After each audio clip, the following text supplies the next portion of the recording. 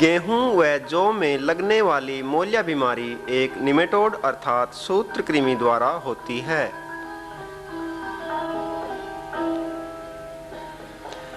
यह सूत्रकृमि रेतीली मिट्टी में अधिक पाया जाता है।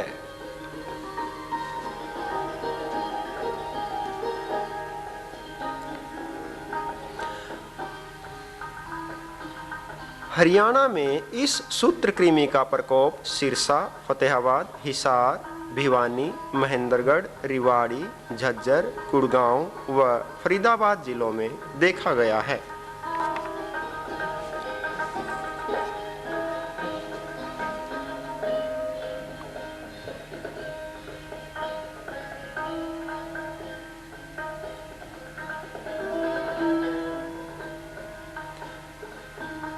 फसलों के सूत्रकृमि सांप के आकार के बहुत ही छोटे छोटे जीव होते हैं जो नंगी आंखों से दिखाई नहीं देते।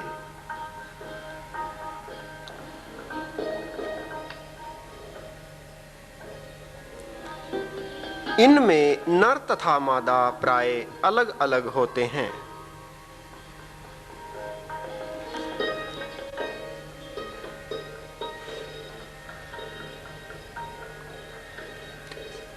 इनके मुख में एक सुई जैसा अंग होता है जिसकी सहायता से ये पौधों का रस चूसते हैं।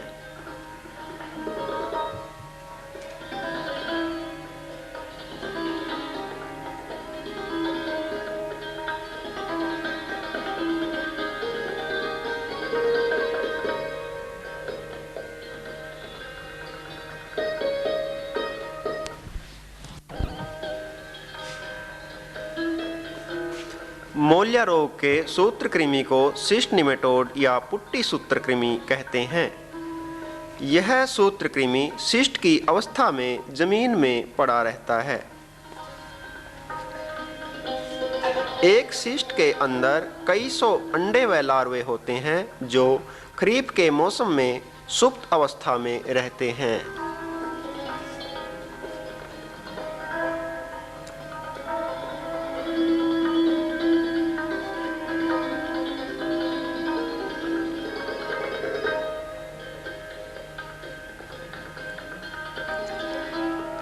रबी की फसल की बिजाई के समय वातावरण अनुकूल होने पर ये सक्रिय हो जाते हैं।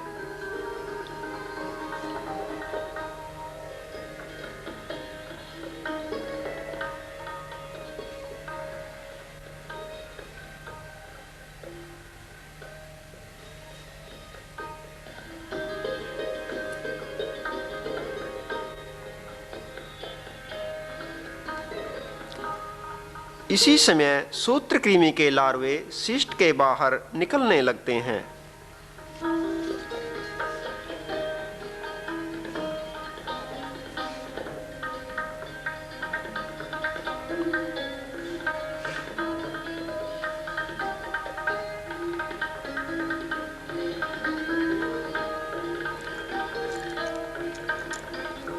ये लार्वे मिट्टी में पौधों की जड़ों को तलाश कर इनमें घुस जाते हैं।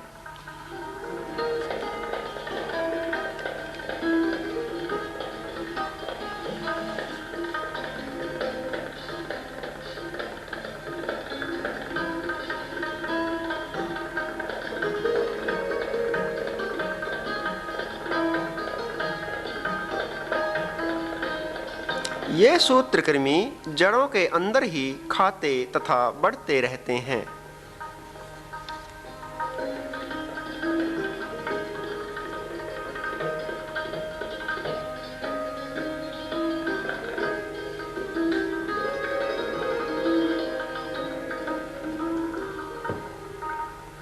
पूर्ण विकसित होने पर नर सूत्रकृमि जड़ों से निकलकर बाहर मिट्टी में आ जाते हैं।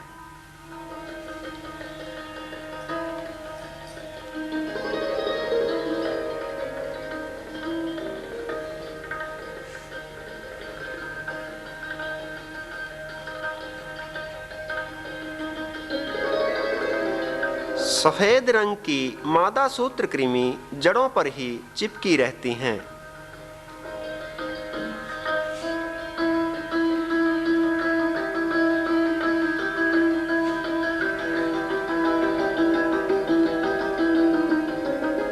फसल पकने के समय ये जमीन में गिर जाती हैं और इनका रंग गहरा भूरा हो जाता है। इन्हीं को हम शिष्ट कहते हैं।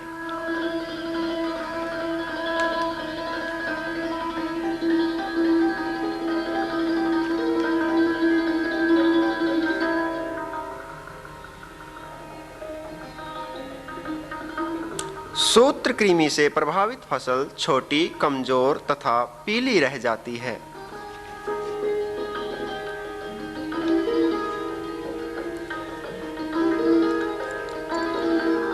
प्रभावित पौधों में फुटाव नहीं होता, जिसके कारण खेत खाली खाली सा लगता है।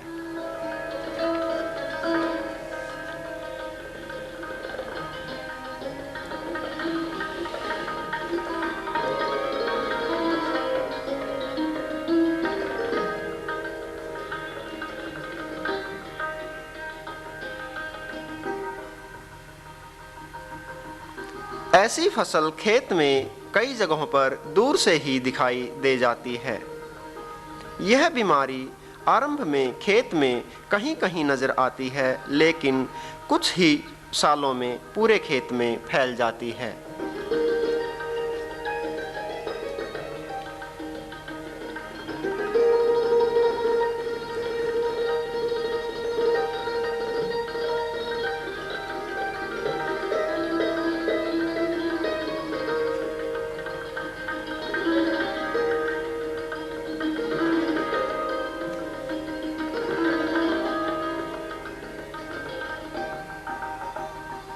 ज़्यादा कमज़ोर रह जाने के कारण कई बार किसान को फसल बीच में ही खत्म करनी पड़ती है।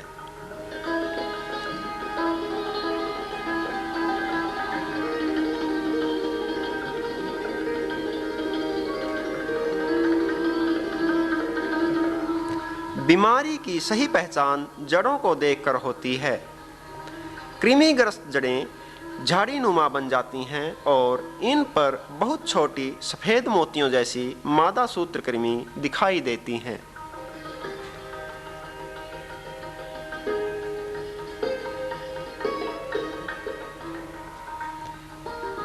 किसानों को इस बीमारी की रोकथाम के बारे में बताकर फसल को अधिक नुकसान से बचाया जा सकता है।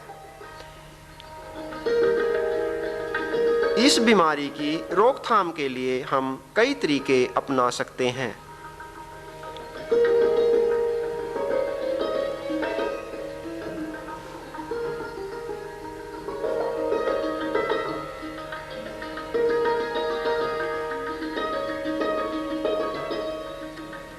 क्योंकि यह सूत्रकृमि केवल गेहूं व जौ की फसलों पर ही पनपता है, इसलिए प्रभावित खेतों में दूसरी फसलें जैसे सरसों, चना, मेथी आदि उगानी चाहिए।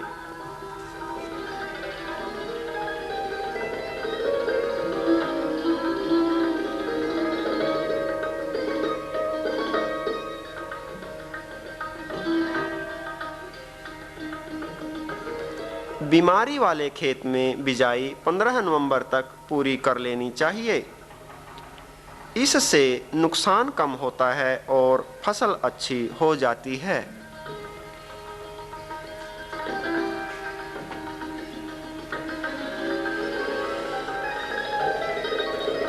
मई जून में कृमिग्रस्त खेतों की 10-15 दिन के अंतर पर 2-3 जुताइयां करनी चाहिए। ऐसा करने से खेत में सूत्रकृमियों की संख्या कम हो जाती है।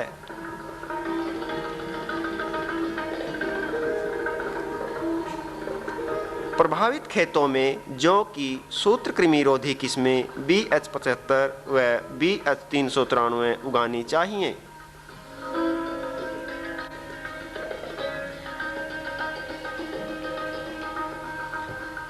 HT54 नामक अजो टीके से बीज उपचारित करके बोने से भी नुकसान कम हो जाता है।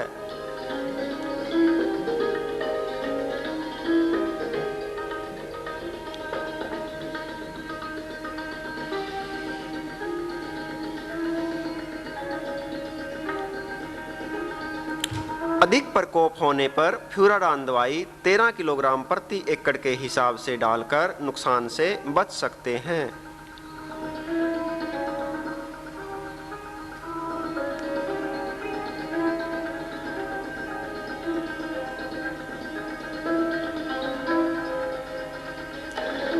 यह दवाई बिजाई के समय ही खाद में मिलाकर खेत में डालनी चाहिए।